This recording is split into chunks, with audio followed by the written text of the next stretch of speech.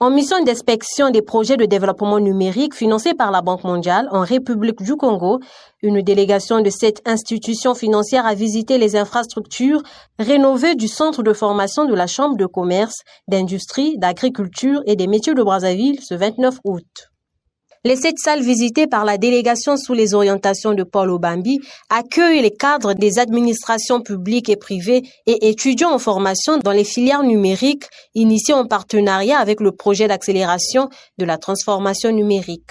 Parmi les partenaires majeurs du projet PATEN, la Chambre de commerce, donc il a été décidé qu'il y ait une visite du centre de formation de la Chambre de commerce parce que nous avons des activités au niveau du projet avec la Chambre de commerce sur les dispositifs de formation.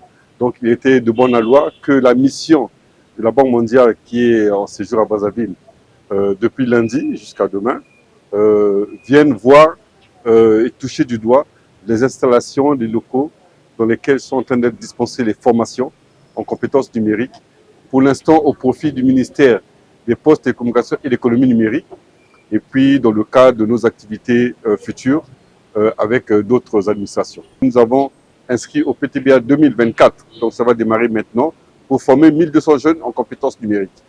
Et nous espérons qu'avec la Chambre de commerce, il y aura une partie certainement de ces jeunes qui vont être formés à la Chambre de commerce, mais aussi avec d'autres institutions publiques ou privées. Pendant que la délégation y était, plusieurs agents du ministère des Postes, Télécommunications et de l'économie numérique sont en formation sur les compétences numériques, notamment la gestion des bases de données, l'intelligence artificielle et bien d'autres domaines y afférents. Selon cette planification, nous avons réparti en 3 sous-groupes. Nous avons la première partie concernant les généralités sur les bases de données.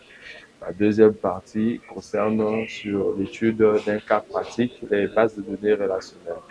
Et concernant les bases de données relationnelles, nous avons fait le choix de travailler avec une application MySQL. Et dans MySQL, l'étude est plus basée sur 3 axes. Nous avons la manipulation, la consultation et les mises à jour. Et dans les 3 rubriques, nous avons les différents types de requêtes que nous essayons d'amener, de travailler avec les apprenants afin de les amener du niveau 0 où ils sont pour la majorité, à atteindre au moins un niveau intermédiaire. Donc en passant par un débutant, qu'est-ce qu'une donnée, qu'est-ce qu'une base de données et ensuite comment on peut interroger aussi les bases de données. Le projet d'accélération de la transformation numérique au Congo est en réalité financé par la Banque mondiale avec un investissement de 100 millions de dollars. Les apprenants se dotent donc des compétences susceptibles de faciliter l'exercice de leur travail en administration afin de mieux gérer les bases de données. Cette formation représente une plus-value pour ces agents. Le ministère nous a envoyé dans le cadre du projet PATEN pour faire une formation sur des bases de données qui vont peut-être aboutir à l'archivage de données pour nous aider en ce moment à l'ADEP.